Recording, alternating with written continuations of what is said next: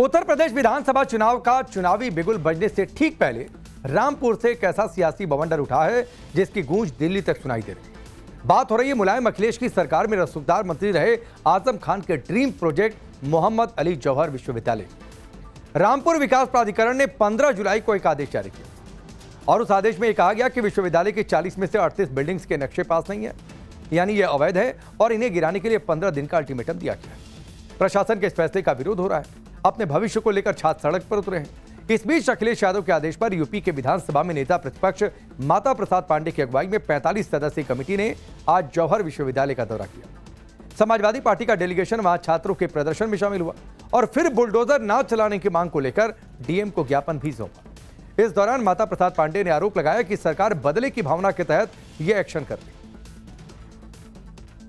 हमने उनको आश्वासन दिया है कि हमें यूनिवर्सिटी गिरने नहीं दी जाएगी। बिल्डिंगों को ध्वस्तीकरण का आदेश किस नजर से देखते हैं? सरकार किस तरह से काम कर रही है? ये सरकार राजनीतिक द्वेष से काम करती है, आपको पता नहीं है? ये मुख्यमंत्री कैसे है?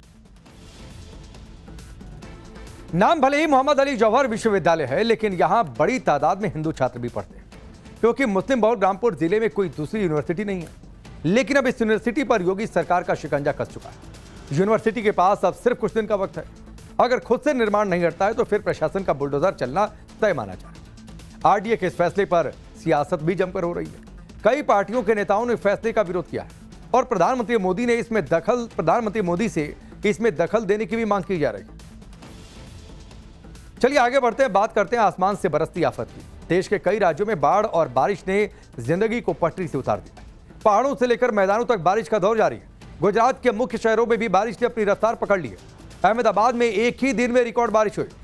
सुबह 5 बजे से बूंदें बरसनी शुरू हुई तो थमने का नाम नहीं ले रही। दोपहर होते होते अहमदाबाद 66 मिलीमीटर से ज्यादा बारिश वहां पर दर्ज की गई। हालात ये हो गए कि देश के मॉडर्न शहरों में गिने जाने वाले अहमदाबाद की सड़कों ने तालाब की शक्ल ले ली। यह तस्वीर देखिए, अहमदाबाद की सड़कों पर किस तरीके से पानी लबालब भरा हुआ है। चारों ओर पानी ही पानी है। सड़कों और गलियों से होता हुआ बारिश का ये पानी दुकानों और घरों में भी पहुंच गया। खास तौर पर शहर के निचले इलाकों में कई फीट पानी जमा हो गया। हमारे संवाददाता ध्रुव की एक रिपोर्ट आपको दिखाते हैं। अहमदाबाद में कल रात से शुरू हुई बारिश ने पूरे शहर में बाढ़ जैसे हालात हो गए हैं। यहाँ पर अहमदाबाद के रास्ते पूरे स्विमिंग पूल बन चुके हैं। आप देखिए यहाँ पर रास्तों की हालत, जितने भी लोग निकल रहे हैं सारे डूबे हुए हैं। और कल रात से जो बारिश शुरू हुई वो सुबह तक टोटल 7 इंच बारिश हो चुकी है, जिसकी वजह से लोग काफी परेशान हैं। स्कूल में भी बच्चों को छुट्टी दे दी गई है और स्कूल में बच्चों को छुट्टी देने की वजह से वो लोग भी घर जाने को निकले हैं। लेकिन वहां पर आप देख सकते हो कि बच्चों की बस भी यहां पर फंस चुकी है। अहमदाबाद ही नहीं, गुजरात के कई जिलों में इन दिनों एक जैसे हालात हैं। नवसारी जिले में मूसलाधार बारिश हुई, भारी तबाही मची। 3 तस्वीरें आपकी टेलीविजन स्क्रीन पर हैं। सूरत, नवसारी और वलसाड की तस्वीरें हैं। मौसम विभाग ने सूरत और नवसारी के लिए रेड अलर्ट जारी किया था। दोनों जगहों पर जबरदस्त बारिश हुई जिसकी वजह से कई सड़कें बंद हैं। कई गांवों का संपर्क टूट चुका है। वलसाड जिले के उमर गांव में भारी बारिश की वजह से बाढ़ जैसे हालात बन गए। पिछले 2 दिनों में इलाके में 40 इंच से ज्यादा बारिश रिकॉर्ड की गई। पूरे जिले में जल भराव के हालात बने हुए हैं। कई गांवों में नदी का तेज बहाव अपने साथ पुल भी बहा ले गया। सड़कों पर जल भराव के चलते कई गाड़ियां पानी में बंद हो गई, जिससे यात्रियों को भारी परेशानी का सामना करना पड़ा।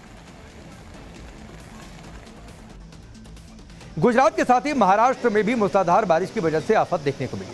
सबसे बुरा हाल नासिक का है। नासिक की तस्वीर हम आपको दिखा रहे हैं। नासिक में ऐसा जल प्रलय आया कि इसके चलते गोदावरी नदी में भारी उफान आ गए। कई मंदिर पानी में डूबे। नासिक में गंगापुर डैम 95% भर चुका है, जिससे पानी छोड़ना भी शुरू किया जा चुका है। गोदावरी नदी से करीब 7500 क्यूसेक की स्पीड से पानी छोड़ा गया, जिससे गोदावरी नदी में बाढ़ आ गई।